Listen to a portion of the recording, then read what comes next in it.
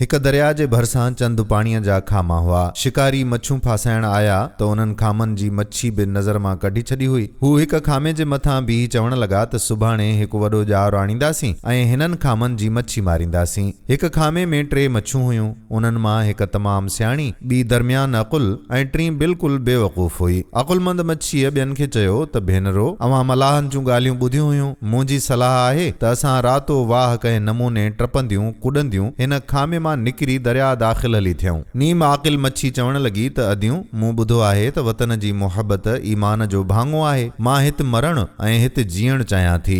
आकिल मच्छीअ वरंदी ॾिनसि त तूं आरज़ी पाणीअ खे पंहिंजो वतन खणी सम्झो आहे। असांजो असल वतन त दरियाव आहे। अफ़सोस जो सैलाब असांखे असुल वतन खां धार कयो आहे। हलो त पंहिंजे असल वतन ॾांहुं हलूं जिते असांखे अमुन मिलंदो। अहमक ऐं नादान मच्छीअ चयो त मूंखे मलाह छा करे सघंदा। मां हेठि तरे में अहिड़ीअ तरह छपी वेंदसि जो हुननि जा जार मूंखे कुझु न करे सघंदा। अकुलमंद मच्छी हुन ॿिन्ही खे छॾे हिम्मत मर्दां मदद ख़ुदा चई दरिया जे तरफ़ रवानी थी। पाणीअ खां ॿाहिरि निकिरण सबबि हुन जो साहु ॿुसाटजण लॻो, मगर हुन उन जी आरज़ी तकलीफ़ जी का परवाह न कई। हुन ॼातो थिए त मादरे वतन मूंखे पंहिंजी झोलीअ में मोहबत सां जाइ ॾींदी, तकलीफ़ दूर थी वेंदी। सुबुह जो अची मलाहनि ॼार विधा। 2 मच्छूं पकड़िजी पयूं। वरी बि नीम अकुल पाण खे मुर्दह बणाए पाणीअ में मथे लुढ़ण लॻी। सयाद चयो त हिन मुअल ऐं हराम मच्छीअ खे छा कंदासीं, बसि इन्हीअ खे बि दरिया में उछलाए छॾियाऊं। बाक़ी हुन नादान मच्छीअ खे का बि तदबीर कोन आई।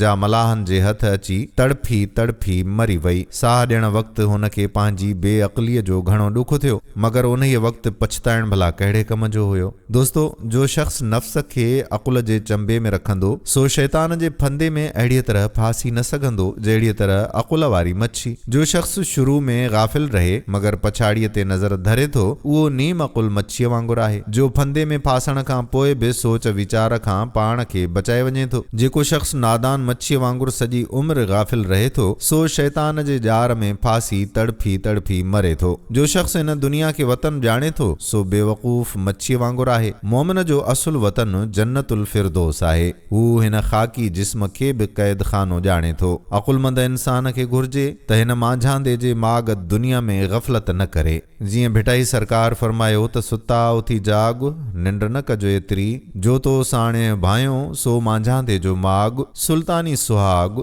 निंडरूं कंदे न मिले। दोस्तो, उमेद करियूं था त तव्हांखे हीअ वीडियो बि ज़रूरु वणी हूंदी ऐं पंहिंजे दोस्तनि खे मेंशन करण सां गॾोगॾु शेयर बि ज़रूरु कंदो। ईंदड़ वीडियो ताईं पंहिंजे मेज़बान क़ादिर बख़्श कल्होड़े खे इजाज़त ॾियो। अल्लाह वाही।